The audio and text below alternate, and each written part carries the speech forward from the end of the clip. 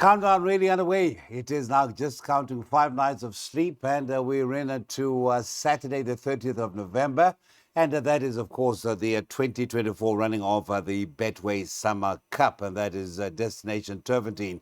But before we get there, lots of racing to come through. Our first local meeting for this current week is at Kenilworth, once again, the scene of that impressive victory by one stripe, amongst others. But we are back to the more bread and butter stuff. 10 races on the program, and we're going to go straight into race number 2. Now, race 2 is the first big exotic of the afternoon. It is the start of the bipot, and of course, don't forget that this week especially, you are going to need funds in that Betway account, and what easier way to get those funds in the Betway account than to get that blue voucher at any convenience store or garage. Key in the PIN number, and you're up and running. All right, let's get back to our analyst, who has been in scintillating form both here on the Highveld and in the Western Cape. And let's hope that he has saved something for the big week. And that is, of course, Mr. Daryl Murray. Daryl, a very, very good morning to you. Start of a new week. No secret about it. We are recording on a Monday for a Tuesday. And at the time of recording, all the changes and the betting is what we have for you. Right, it is Bipod time, Mr. Murray. I do believe you took some well-deserved time away, and the right time to do it, because this week is going to be a busy time for you guys. And, of course, the good news, and we have reminded people time and again, and it has received positive reaction. Betway is coming to you live and direct from Turpentine Racecourse on Saturday, and I didn't realize that you harbored jealousy about not being on course until that promo.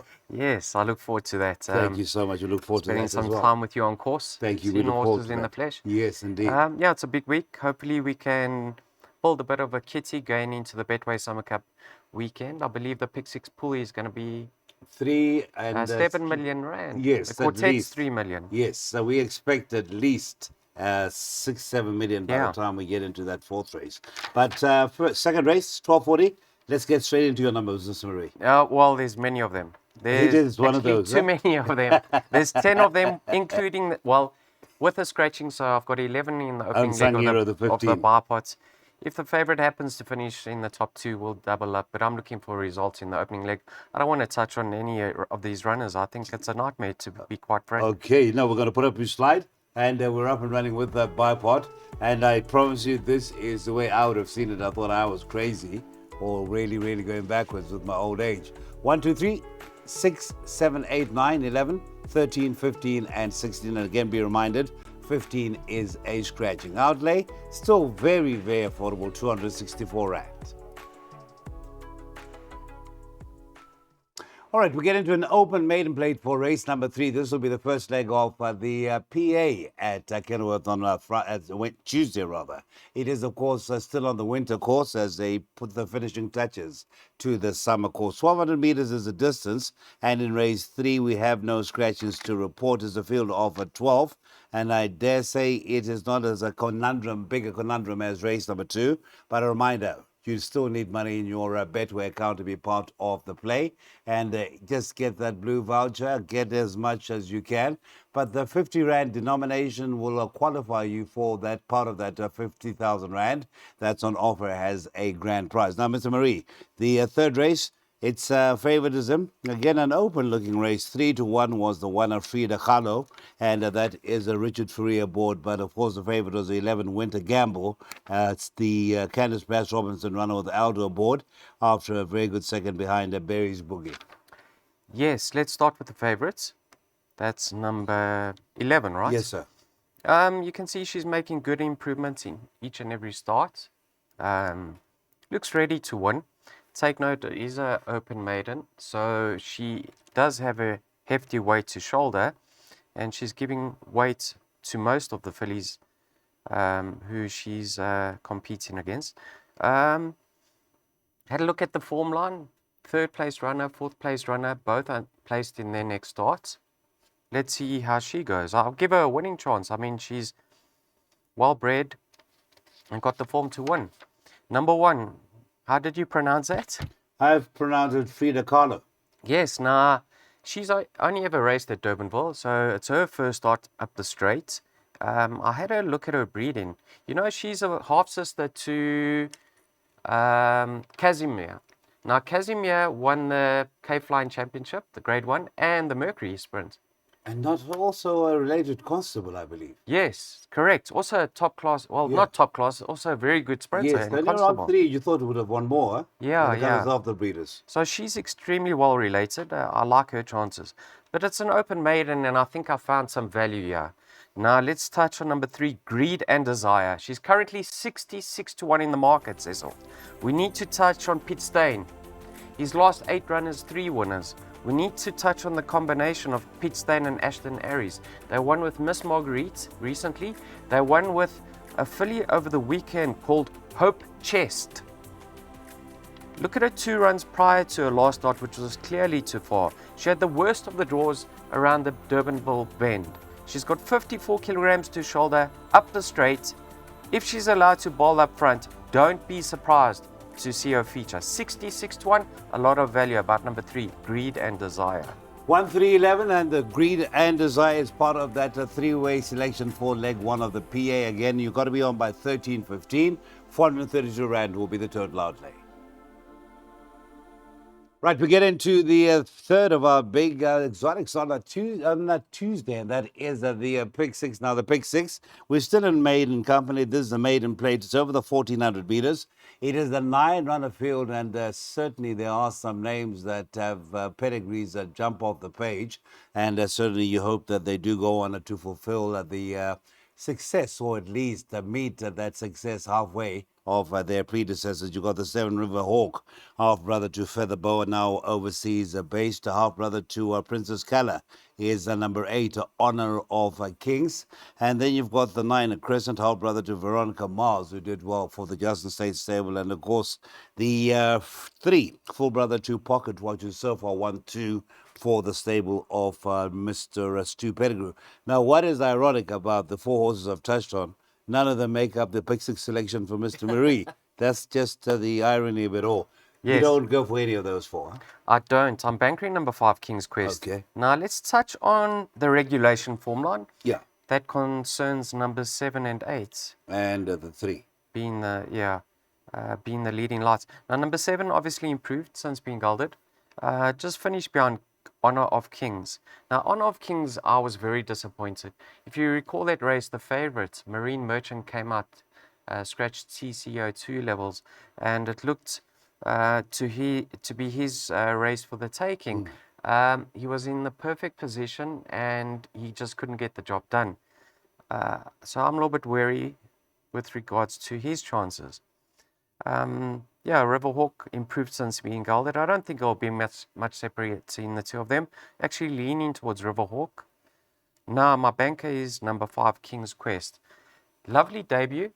Disappointed somewhat in his second start. Disappointed in his third start. But take note, he has been gelded since, and the tongue tie comes off. In his penultimate start, there was a horse called On My Honor, who's rated 108. I don't think he's a 108, but that's officially his rating. Last time out behind Terminator, the horse called Bounce Back, who ran second, came out, and if I'm not mistaken, he ran second or third in his next start. Let me just confirm this. Sorry, I don't want to get my Facts wrong. Yeah, my facts wrong. Or your do neck you is in a recall that twist. race? No, I did. As I said to you, most of the time the clashes with our local meeting. Yeah. Oh, really right. do Yeah, deprive me you of can't. enjoying And Cape there's Town. not even TV there for you, eh? No. The Okay. TV that I have just about seizures. Okay, so Bounce Back, who finished second in that race, came out and ran third in his next start. And the horse who ran second was Rich Folks Hoax. Oh, yes, who Who won won. 2 Yes. Saturdays back. Yeah. Yes. So I'm going into this race very, very confident. Number 5, King's Quest, to set the record straight. Banker in that first leg of the Pick 6 outlay, 1,440 Rand. We have a banker in the second leg, and that is where we head to next as we touch on with the first of 2 jackpots. All right, so it seems that Ganders Bass Robinson could have a pretty good afternoon. Certainly, early part of the day could belong to the stable, and it is JP this time who's going to be riding the 3 Major Master, who's one of about 3 or 4 horses that are lightly raced in race 5, who still have lots more to come. And looking at the betting right now, as far as race number 5 is concerned, the first leg of the first jackpot, Major Master is at 22 to 10. Interesting jockey arrangement. It is JP van der Merwe on for the Bass Robinson stable. The second favorite is the 4, Mente e Manu, and that is at 15 at 430 to 2. Here's the 7, Dalmeny Factor. It's 18 to 8 to 1 rather, and better bar those. Right, Mr. Marie, it's over to you. Yes, let's touch on Mente et Manu. I mean, he is improving. We saw a winner from that form line test over the weekend in Congressman, who went from start to finish. But barring that, the form line is a bit skeptical. The third, fourth, fifth, and sixth all ran unplaced in their next start. So, yes, I give him a chance over here. I'm concerned about the drop back in trip though. I thought maybe he will be looking for further or be most effective over further. But yes, I give him a chance. Concerns though. My banker is Major Master. Now, obviously, I've had a look at the card in depth, whereas you haven't. Now, Aldo can't do 55 and a No, half. I was actually going to say it for you because you love your conspiracy theories. You wanted to know why JP was on. It's 55 and a half, and Aldo was on the lesser fancied, Yeah, yeah. which is carrying 58. Yes. No. That's the only reason. I've got all bases So covered with you. okay, thank you, sir. So you've got my back. Yeah, Major Master. You can see number 1 actually beat him, and that's Pinot Grigio. I had a look at his breeding. I'm more in Major Master's camp now that they're stepping up to a mile. A lot of number 1's siblings only sprinted. Now the dam of Major Master won over a mile. I think Major Master is going to love being stepped up in trip. I could be wrong, but I'm going to say that number 3 should reverse the form with number 1 in my mind. Now, barring the 3 of them that I've touched on. So it is 1, 3, and 8 you've touched on at the moment. No, 1, 3, and 4 you've touched on. 1, 3, and 4 I've touched on. If you're playing trifectas and quartets, I don't think he can be a factor for the top honors on Tuesday, but number 10, Azuri. I liked what I saw in his comeback effort. He's going to be ridden cold once again. Well, I believe so, on Tuesday. I'm hoping that next time he races, it will be on the summer track with a longer run-in, and I could focus more on him. But for me, number 3, Major Master, let's hope it's a quick double for Candice Bass-Robinson. All right, so Candice's 3 is the bank in the first leg of the jackpot, and then it is wide, 288 Rand, and that first jackpot gets underway at 14.25. Still with us here on A Way to Win as we look ahead to the start of the brand new week. Not just any ordinary week, it's the countdown to the running of the 2024 Betway Summer Cup. That'll be race number 8 on the Card 11 race program at Turfdene on Saturday. We certainly look forward to a massive pool as far as the quartet is concerned at 3 million, and we will already be at the penultimate leg of the Pick 6, which is expected to reach at least 7 million Rand. Right, we are going to go to the third leg of the Pick 6 at Hollywood Bets Kenilworth, and race number 6, which is off at 3 o'clock. The favorite is the One Among the Clouds at 2 to 1. The 3, Lady Springfield, at 3 to 1. Number 4, My Only Weakness, at 4 to 1, bracketed at 4 to 1 with the 5, Heliotrope, a recent winner and renews rivalries with the 3, Lady Springfield. It is 10 to 1 and better, bar those quoted runners. All right, so that was in an average rated 80 field. That is Lady Springfield running just less than a length behind Heliotrope on that occasion, and that was over a distance of 1,800 meters at Durbanville. Tricky race. Now, you saw in my pick 3, I only went my 2 Barpot and PA horses. My pick 6 and my jackpots, I think I has as many as 6 in here. Number 1, Among the Clouds, ultra consistent, very honest. 1 Stallgate, maybe she can just slot in and get some cover from Forgotten Song, who led from start to finish with the blinkers last time out. So I think the race could be run to suit. Number 3, Lady Springfield. Nice post-maiden effort. Go back in form to the Pentalina run. You'll see number 4, My Only Weakness, wasn't too far behind her. She's a kilo and a half better off.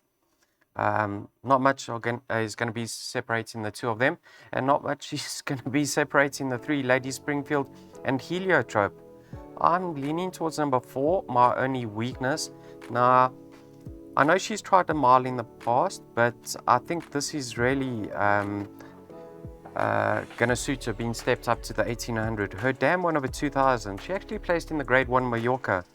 So if she sees out the 1800 at this stage of her career, I'm expecting her to fight out the finish. Number 1 being my second pick. Thereafter, respect for 2, 3, 5, and 6. Thank you very much. That is race 6. That is a celebrating Centurion member, Craig Kisweta's birthday Cape Sea Stakes, and that'll be over the 1800 meters. 1 and 4 in that first leg of the pick 3 with a total outlay of 48 rand. Of course, we've got to talk about the soccer as well as we focus on our racing for Tuesday at Kenilworth, and of course, countdown to the big one on Saturday. EPL action very much back in focus after the Cup final on Saturday, where the perennial winners of the local league, which is now proudly sponsored by Betway, Sundowns will be licking their wounds. Not only are they second 3 points behind Pirates, they're also beaten by Makhesi, whom they thought they would blow aside. And Makhesi, well done to Clinton Larson. He has certainly left a bit of a bloody nose on the face of Sundowns. Anyway, back to the racing side of things, Mr. Marie. She's my captain this afternoon, or Tuesday afternoon, to be partnered once again by Mr. Gareth Wright, who won on it 2 runs back, is at 22 to 10. Mr. Fourie, who does know a thing or two about She's My Captain, is on Japanese Rose, owned and bred by the Vilchabos Drift, is at 3 to 1. 9 to 2 is the 2 Great Cat. 4 Dark Winter, who's got a few friends in the computer form, is at 6 to 1 and 7 to 1, and better bar those. Trevor Reed makes Dark Winter his first choice. Justin Snaith and JP van der Merwe racing in the colours of the Dragonstein. Now, could Richard Free have ridden her if he wanted to? That is the Dark Winter. Dark Winter. Well, you know what? No. You see, I don't know how I'm actually going to succeed in getting the word conspiracy theory out of your system. But this is how you guys are successful.